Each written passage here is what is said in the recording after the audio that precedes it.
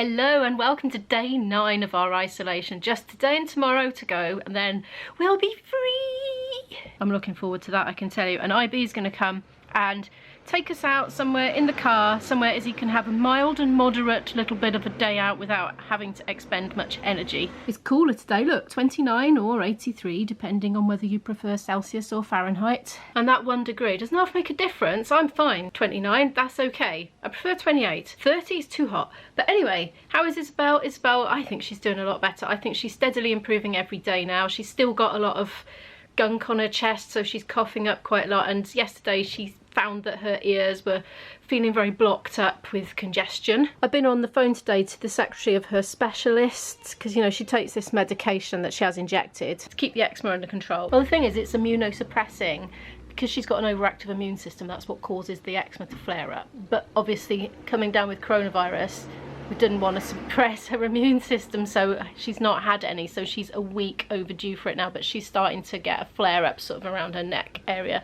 which she's not very happy about. So I was ringing them up about when to restart with it, and they said keep using the pulse oximeter thing to measure her oxygen saturation levels, which was 99 today. That seems pretty good to me, but she said to get in touch with the nurse with our general practice and coordinate with her when to restart. But even when she is better, give it a few more days and just restart the injections on her normal injection day.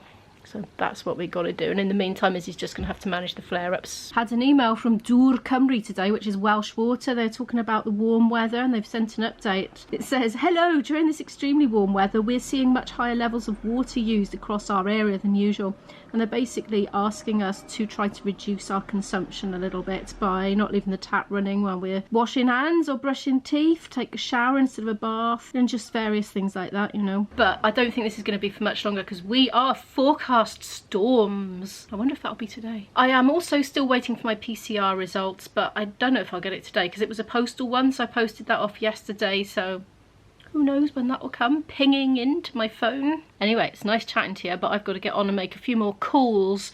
One is I've got to rearrange Isabel's bloods appointment because it now clashes with a college course that she is doing, which I didn't know about when I booked in bloods, so now I do. So I need to try and get that changed. And also I'm a bit concerned about her allergy clinic appointment because it's quite soon, and I'm not sure if we should go so soon after corona or not, because it's a hospital, you know. I don't know what their rules are. I have left a message on their answer phone 2 days ago, but they haven't called us back, so I'm going to try and get onto that, because if she hasn't got it, then we know she can take all her antihistamines and everything again, because it's an allergy clinic thing. You've got to come off your antihistamines for X number of days before going, because they're going to do prick tests and things like that to try and just retest for allergies, because allergies change all the time. You can suddenly not be allergic to things anymore, and also you can become allergic to things at any point in your life. Who knew? So yeah, I mean, she's had loads of allergy tests done in the past, but they're basically snapshots of that moment in time.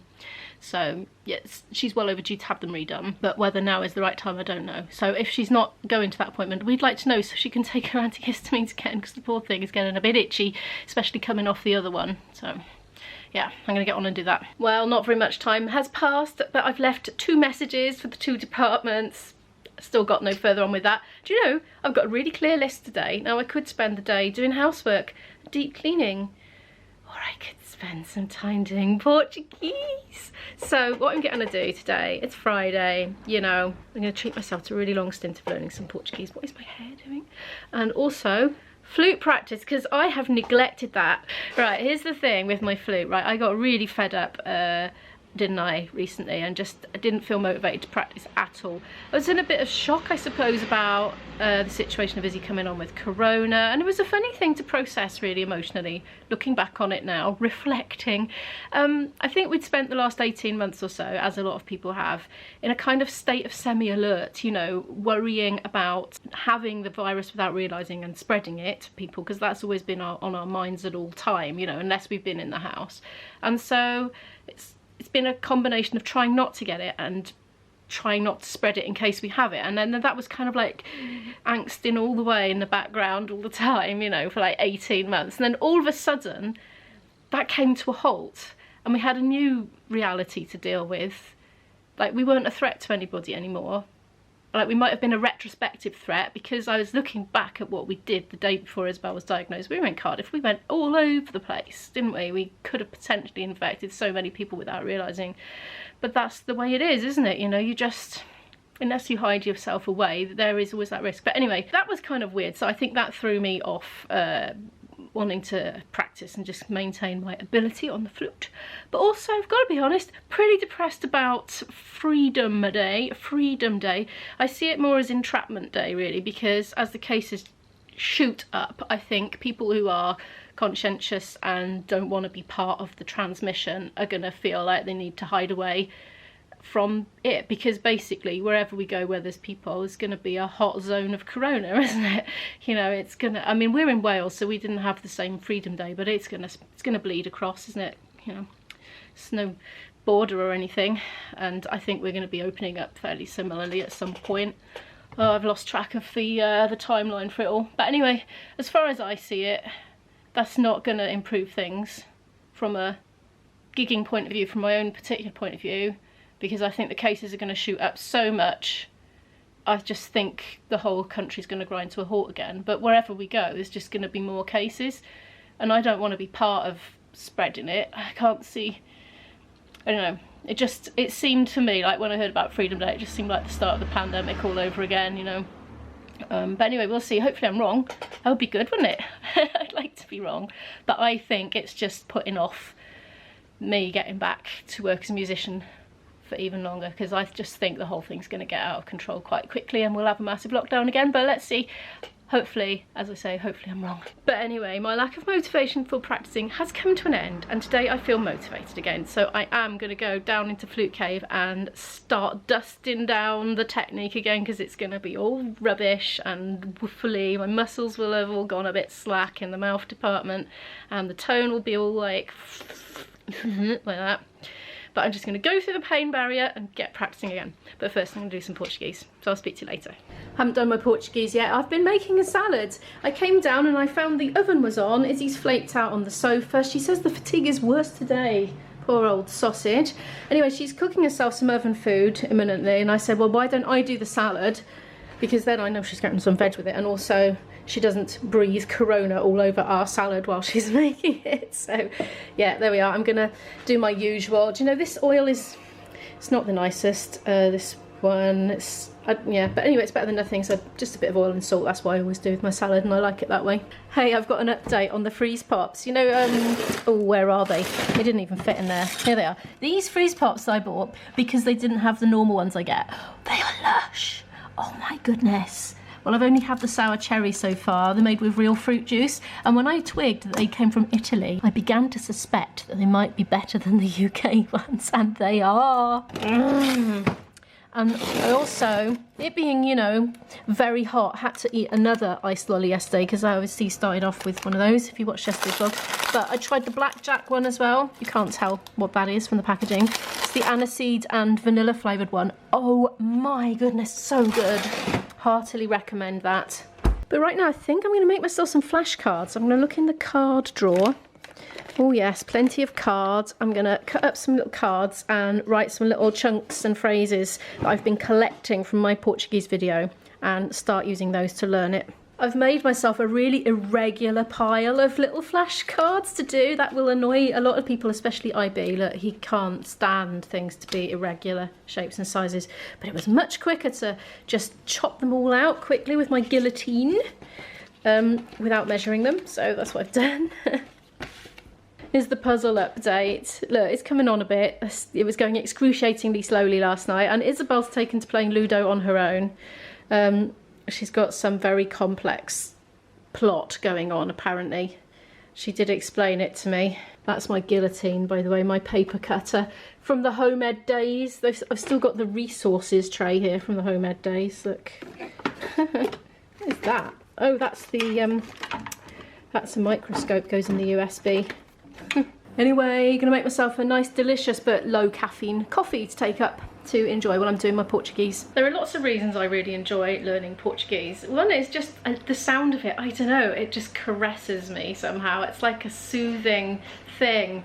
I don't know, different sounds trigger different emotions, and the sound of it triggers a very positive emotion. It's like music, and I'm hooked. And once I'm hearing it, I don't want it to stop, like, because it's like snapping out of the zone once it stops. So from a musician's point of view, I love it. And also because my dream is to spend a good deal of time in Portugal in maybe a couple of years' time, and be out vlogging and just exploring the country really fully in a way that I haven't been able to do previously.